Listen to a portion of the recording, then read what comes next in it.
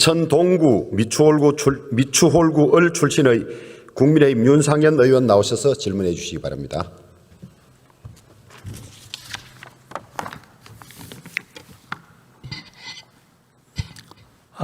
존경하는 부의장님 그리고 선배 동료 의원 여러분, 윤상현 의원입니다. 저는 오늘 이재명 정부 2년차를 맞이하여 대한민국을 지키는 우리 외교 안보 통상의 기준선이 흔들리고 있는 것은 아닌지 묻고자 이 자리에 섰습니다. 먼저 존경하는 총리님 나와주시죠.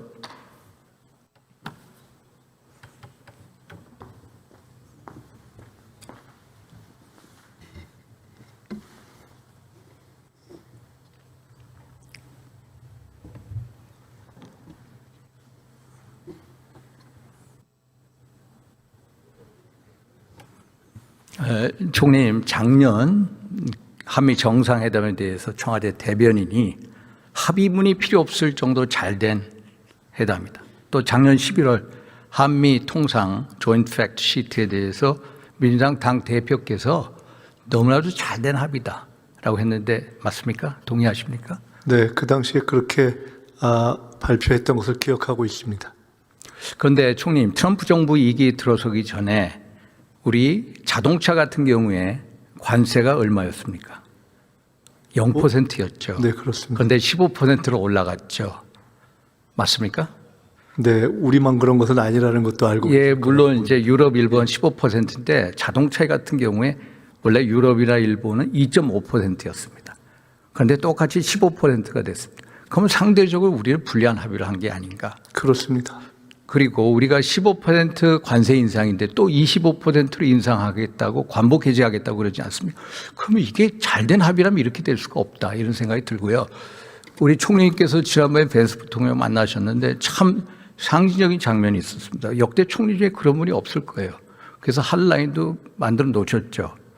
그런데 한 라인을 만들어 놓으셨으면은 그 전에 이런 것을 통보를 받으셨나요? 정확하게 말씀드리면은 벤스 부통령을 만난 예. 그 귀국한 다음 날 그 트럼프 대통령의 관세 인상 메시지가 있었습니다. 만났을 때 당시에는 그 얘기가 없었고 제가 그때 또 그 이후에 확인한 바로는 사실은 미 행정부 내에서도 트럼프 대통령 외에 그야말로 한두 분 통상에 관계하는 분들이 많이 그걸 인지하고 있는 상황이어서 매우 갑작스러운 상황이었다 이렇게 확인하고 있습니다. 그 한라인 또는 그 소통망이 의미 있느냐? 의미 있다고 봅니다. 그 한라인 만드셨으니까 네, 그 이전에 있었던 다양한 통상 관련한 그 연락망 또는 대화 채널에 더해서 벤스 부통령과도 논의를 하면서 그 이후에 논의가 진행됐고 아시다시피 현재 관보 게재는 저희들이 유보하고 있는 상황으로 노력을 하고 있습니다. 예, 핫라인을 더 보강시켜서 위기 대응 채널로 활용해 주십시오. 네, 계속 그렇게 하겠습니다. 김용목 정책실장이 이렇게 갑자기 미국의 관세 인상 압박이 100% 입법 지원 때문이다. 동의하십니까? 저는 그거 100% 그렇게 확인하고 있습니다. 아니 그런데 정부 여당이 한번 보십시오. 지난번에 뭐 특검법, 뭐 노란봉투법, 검찰청 해체법 속전속결로 일방 통행 처리하지 않았습니까? 그런데 왜 국익이 가장 연관돼 있는 대미투자 특별법을 왜 방치하셨나요? 글쎄요, 방치는 아닌 것으로 알고 있고요. 지금이라도 그러면은 뭐 일방 처리하기는 좀 그렇지 않습니까? 예, 이에 대해서 아시다시피 이것을 비준으로 해야 되는 것이 아니냐라고 야당 측에서도 제기해 오신 바가 있고 가급적 이 문제를 의논해서 처리하려고 시간이 진행된 것으로 알고 있는데 다행히 지금이라도 여야 합의로 진행되고 있기 때문에 가급적 빠른 시기 2월 안에 처리될 것으로 기대하고 있습니다. 100% 입법 지원 말고도 벤스 부통령 만났을 때 쿠팡, 손의원 목사 구속권 이런 것들이 복합적으로 작용한 건 아닐까요? 저는 그렇지 않다고 100% 확신합니다. 그것은 여러 가지 채널을 통해서 확인한 바 다 그렇습니다.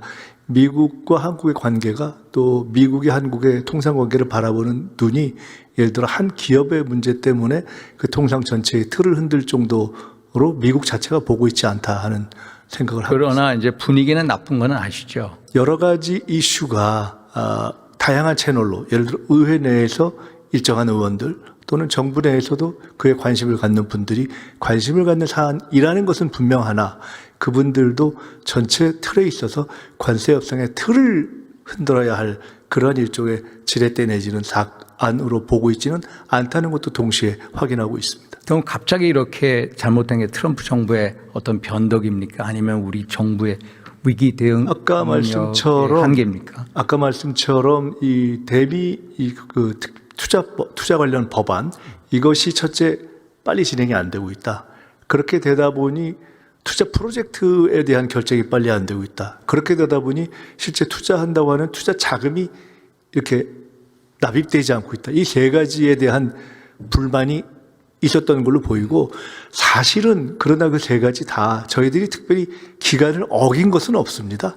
아시다시피 기간을 어긴 것은 없지만 FTA가 잘못돼서 현재의 관세 협상이 시작된 것이 아닌 것처럼 기간을 어기지 않았지만 빨리 진행이 안 된다라는 그러한 여러 가지 불만과 압박 의지가 작동했다고 보기 때문에 저희들은 이번 관세 협상이 시작된 것 같은 이 기울어진 운동장에서 그렇듯이 이 상황도 잘 풀어야 된다고 대응하고 있습니다. 저는 기본적으로 트럼프 정부, 이재명 정부의 불신의 강이 흐른다라는 느낌을 많이 받습니다. 그래서 근본적으로 이런 문제가 재발되지 않기 위해서는 초당적인 대미 외교 통상 사절단을 보내는 게 어떠냐. 초당적으로 정치인, 기업인, 학자, 문화예술인 등 한 20명을 뽑아서 미국 조야에 보내서 의회, 정부, 백악관, 투루 대대적인 아우리치 활동을 해야 된다. 그래야 이런 불신을 회수한다. 어떻게 생각하십니까? 아주 좋은 말씀이라고 보고요. 초당적인 그런 외교 활동을 여야 함께 하는 건 첫째 굉장히 필요하다고 봅니다. 다만 조금 전에 불신의 강이 흐른다는 표현에 대해서는 동의하기가 어렵습니다. 불신의 강이 흐른다면 지금 외교 문제 이렇게 풀기 어렵지 않겠습니까? 만약 여야 합동으로 간 의원 외교팀에서 그중에 야당 의원들이 알고 보면 이 여당은 참 나빠요. 급한 문제 잘못 풀고 있어요. 종교를 탄압하고 있어요. 이런 얘기를 하면서 오히려 외교 관계를 악화하려는 그런 노력을 하지 않는다면 그런 양식을 가진 어떤 초당적 의사를 가진 분들이 함께 한다면 저는 매우 좋은 제안이라고 생각합니다. 그래서 대통령께 한번 건의해 보시죠. 그렇게 하겠습니다. 한중어업협정에 보면 PMZ, 소위 말해서 Provisional Measures 정원, 소위 잠정 조치 수역. 여기에 2018년부터 중국이 뭐 션난 1, 2 연어 양식 시설이죠. 기관 시설 부표 13개 한 건 알고 계시죠? 네, 그렇습니다. 한중어업협정 위반이죠. 네, 그 관련된 문제가 있다고 봅니다. 그래서 최근에 이 기관 시설, 소위 말해서 이 플랫폼은 없앴죠. 네, 그 밖으로 나갔습니다. 밖으로 나가는데 정부가 노력한 걸 인정을 합니다. 그 어떤 후일담 같은 거 있으십니까? 뭐 후일담을 말씀드릴 사안은 아닌 것 같고요. 정부의 요청과 노력이 있었고 사실은 의원님께서 잘 아시다시피 그 문제에 대해서 중국 측이 그렇게 쉽게 수용적으로 변화를 가져올 거다, 그렇지 않을 거다, 상당히 어려울 거다라는 관측도 많이 있지 않았습니까? 어찌됐건 변화가 있었습니다. 그리고 100%다 문제 해결이 된 것은 아니라고 보고 저희들이 지속적으로 노력해 가겠습니다. 남을 시설도 철거 예정입니까? 네, 계속 노력하고 있습니다. 만약에 안 되면 강제 철거 생각하세요? 지금 뭐 이미 하나가 외교적 노력에 의해서 그 진전되고 있는 상황에서 그런 가설을 가상할 필요는 없습니다. 예를 들어서 만약에 강제로 철거할 경지까지 온다면, 만약에 중국이 끝내 굴복을 안 한다면 비례성의 원칙에서 맞대응을 해야 할 필요성이 있다라는 말씀을 드립니다. 아시다시피 뭐 베트남 방식이 있지 않습니까? 남중국에 보면은 남사군도 서사군도를 둘러싸고 이 중국하고 말레이시아, 브루나이, 뭐 인도네시아, 베트남, 필리핀 싸우고 있는데 베트남 방식이 아주 유효합니다. 소위 말해서 인공섬에다가 인공섬을 한 수십 개를 만듭니다. 2021년도부터. 그리고 거기에다가 화약고, 활주로, 방어벽, 군사시설 만들어요. 그 수준이 벌써 중국이 한 거에 80% 가까이 왔습니다.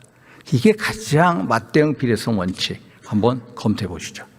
네, 아까도 말씀드렸듯이 굳이 외교적 노력이 진전을 못 안될 낸 상황에서 가설을 굳이 세울 필요는 없다고 보고요. 다만 그와는 별도로 비례성 원칙 등등을 제기하는 문제 제기에 대해서도 저희가 충분히 듣고 알고 있습니다. 이와는 약간 다른 사안이지만 대통령께서 중국과 관련된 여러 사안 중에 예를 들어 어선들의 우리 침범 문제라든가 이런 등등에 대해서 매우 강력하고 단호한 조치를 취해야 한다는 입장을 쭉 취해 오신 걸 아실 것이라고 알고 생각합니다. 그 북한에 억류된 한국인 6분 알고 계시죠? 어떤 분들입니까? 어디에 있는지 알고 계세요 혹시? 저는 정확하게 그분들이 어디에 계신지는 정보를 갖고 있지는 않습니다. 근데 김정욱 선교사, 최충길 선교사, 뭐 김국기 선교사 해가지고 벌써 북한에 억류된 지 10수년이 지났습니다. 네. 굉장히 민당 안타깝게 인권을 중시하는 우리 민당 이재명 정부에서 꼭 그분들의 어떤 행사, 소위 말해서 행방 어디 있고 무슨 어떻게 지내는지 꼭 추적해 주십시오. 꼭 구출해 주십시오. 남북 간의 대화가 다시 열린다면 저희들이 반드시 놓치지 않고 그분들의 인권에 대해서 저희들이 매우 중히 생각하면서 찾아가겠습니다. 우크라이나에 있는 북한의 생존 병사 2명. 벌써 한국에 오고 싶다고 한 지 1년이 넘었습니다. 그 사람들 어떻게 되고 있습니까?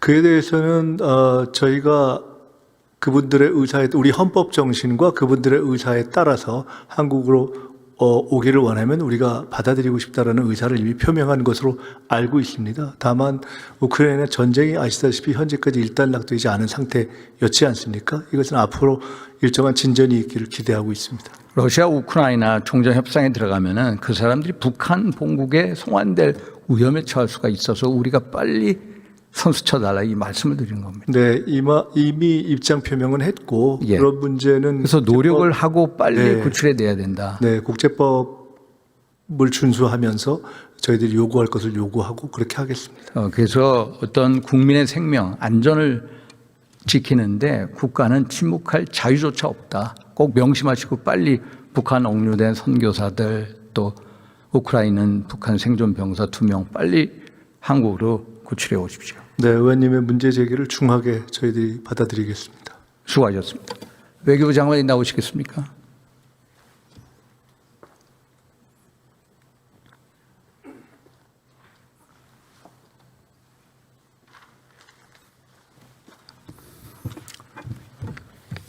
장관님, NSS가 뭐죠?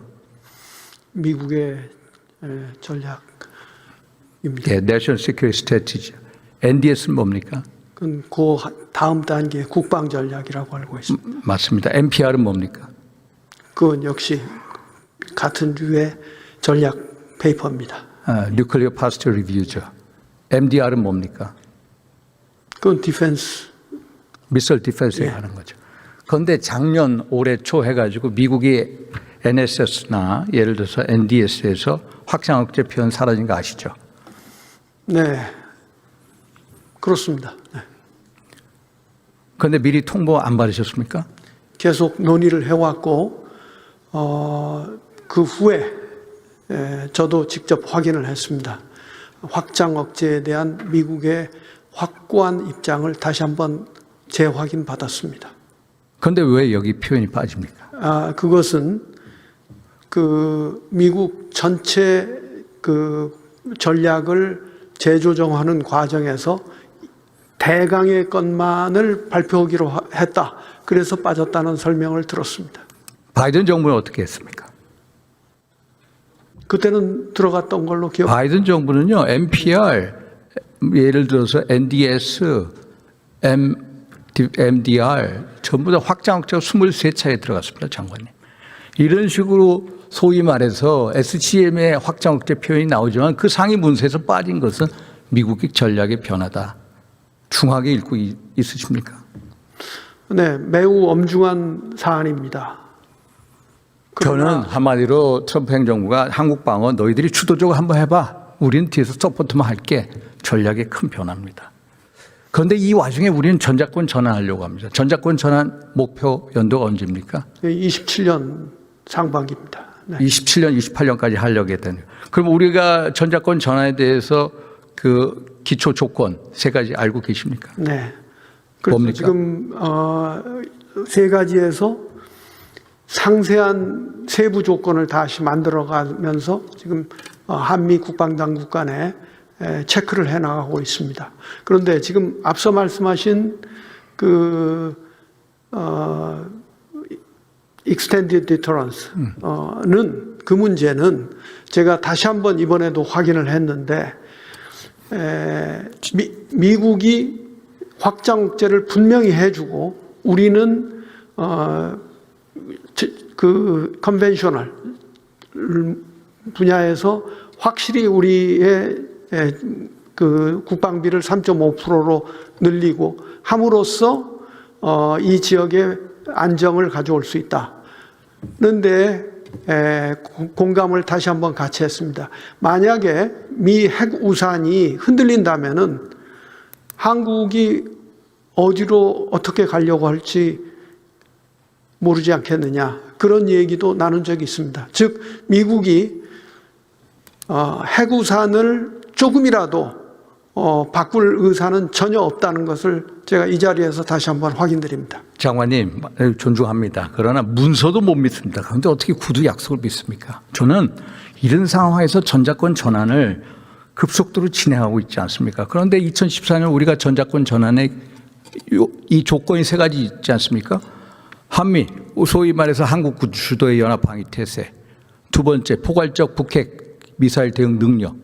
세 번째, 전자권 전환에 필요한 한반도 안보 환경. 그런데 일본은 아무리 잘한다, 2028년도까지 마친다고 하더라도 2, 3번 조건이 안 됩니다. 그리고 2014년 우리가 조건에 기초한 전자권 전환할 때 그 당시의 전쟁의 개념과 지금 북한이 핵무기를 100개 가까이 가지고 있다는 이 상황에서의 어떤 전쟁의 이 패러다임 자체가 바뀌어 있거든요. 그런데 우리는 계속 이걸 갑니다. 익스텐드 디터런스 구두로 하니까 믿어주겠다, 전자권 전환하겠다. 저는 이게 어렵다는 겁니다. 장관님, 북한이 핵 보유국입니까? 핵을 보유하고 있는 것이 엄연한 사실입니다만은 NPT상의 핵 보유국은 아닙니다. 인정합니까? 안 하십니까? 핵이 있다는 것을 확인할 수 있습니다. 인정하세요? 그게 인정을 어떻게 하느냐에 이재명 대통령께서는 북핵 군축 회담하자고 하는데 인정하는 거 아니십니까? 전 그렇다고는 생각지 않습니다. 그러면 이재명 그런데 대통령의 북핵 폐기 3단계 구상이 뭡니까? 우선 중지하고 핵 생산을 중지하고 그다음에 감축해 나가고 궁극적으로 비핵화를 이룬다는 것입니다. 대통령이 만약에 3단계 북핵 폐기 구상이 설사 채택이 된다고 하더라도 북한이 핵을 포기할까요? 믿습니까? 저는 여건이 충분히 조성된다면은 비핵화의 길로 들어갈 것이라고 믿습니다. 장관님, 수도 없이 제가 국회 한 20년 가까이 있면서 장관님들 그런 소리 들었습니다. 절대로 북한은 핵 폐기 안 합니다. 1992년도에 한반도 비핵화선은 지켜졌습니까? 2005년 9.19 공동성명 지켜졌습니까? 2018년 4월 27일 한반도 비핵화선은 소위 말해서 이 판문점선은 지켜졌습니다. 절대로 북한을 믿을 수가 없습니다. 우리는 자구책을 준비해야 됩니다. 장관님, 소위 말해서 미국 조야 잘 아시죠? 한반도에 전술핵 재배치하자, 그리고 한국 핵무장하자, 이런 논의 있는 거 아시죠? 전술핵 배치 주장하는 분들이 누구입니까? 네, 미국 내에서 일부 있지만은 정부 내에서는 분명히 여기에 대한 것은 의회는 어떻습니까? 의회에서도 그 필요성에 대해서 일부 얘기하고 있을 뿐이 아니, 제임스 리치 상원 외교위원장이 전술핵 배치하자고 그럽니다. 로저 워커 군사외교위원장도 하고요. 안 그렇습니까? 존 볼튼 백악관 국가안보장관도 얘기합니다. 그 외에 에드윈 풀러, 소위 말해 헤리티지 그 체어맨 하셨던 분, 그분도 그렇고. 아니, 한국에서 그러면 한국의 핵무장을 주장하는 사람 어떤 분들이 있습니까? 제가 이번에 지난주에 만난 상원 의원들은 전부 그 중에서도 특히 한 분은 심지어는 그 한미 간에 합의된 그 민간 원자력 협력 협정의 개정에 대해서도 우려를 표명하여서 제가 충분히 설명하고 돌아왔습니다. 즉 무슨 얘기냐면은 우선 그 전에 한 가지 말씀드리겠습니다. 예. 미국의 핵우산에 대한 우려, 이 문서보다 더 중요한 것이 한국의 전략적 위치라고 생각합니다. 미국이 보는 전략적 중요성 때문에 저는 문서나 말과 못지않게 훨씬 더 중요한 미국의 전략상 미국의 핵우산이 흔들리지는 않을 것으로 장관님, 믿습니다. 전략적 중요성이 계속 퇴보하고 있습니다. 전략적 유연성이란 그런 거 아닙니까? 주한미군을 빼겠다는 거 아닙니까? 그래서 장관님, 저는요, 일본 한번 보십시오. 다카이치 사나이 오늘 326석 중의원 이겼습니다. 다카이치 사나이 내각에서 벌써 고위 관리가 핵무장 하자는 얘기 나온 거 보셨죠? 1967년 사토 에이사쿠의 비핵화 3원칙, 일본이 핵 보유, 제조, 반입 안 한다. 그것도 재검토한다는 거 아닙니까? 헨리 키신저 박사 보십시오. 벌써 3년 전에 2030년까지 일본 핵무장 한다고 그랬습니다. 지난 정부 스티브 비건 잘 아시죠? 대북정책특별 대표. 그 사람도 일본 핵무장 한다고 했습니다. 헨리 키신저도 일본 핵무장 한다고 그랬고요. 그런데 이렇게 들어가는데 우리는 소위 말해서 구두 약속을 믿고 있습니다. 전자권 전환 정책 고려위에서 2028년까지 마치겠다고 그럽니다. 그리고 핵 군축회담을 하자고 그럽니다. 도대체 이 상황에서 우리가 어떻게 해나갑니까? 그래서 저는요, 장관님, 우리가 한번 심도 있게 만약에 북한과 핵 군축회담을 한다면 우리도 이런 논의를 내부적으로 진전시켜야 한다는 겁니다. 한번 보십시오. LVG 콜비 국방부 차관, 그 사람 벌써 국방부 차관 되기 전에 한국의 핵무장 테이블에 올려놓자라고 했고요. 심지어 트럼프 대통령도 대선 후보 유세 중에 한국과 일본의 핵무장 고려해 볼 만하다고 그랬습니다. 이러면은 소위 말해서 아니 서울을 지켜주게 뉴욕을 희생할 수 있느냐? 희생 못합니다. 그래서 드골이 1960년 파리 핵무장, 불란서 핵무장 한 거 아닙니까? 그래서 우리는 나이브한 한반도 비핵화에 혼자 빠져서는 안 된다. 그래서 장관이 한번 이걸 논의해 보십시오. 네, 저는 충원드립니다. 지금 충정어린 말씀이라고 생각합니다. 다만 그런 말씀을 하시면은 그만큼 더 우리가 레버리지가 거기에 커지죠. 아닙니다. 거기에 가까이 갈 수 없다는 점을 말씀을 드립니다. 수고하셨습니다.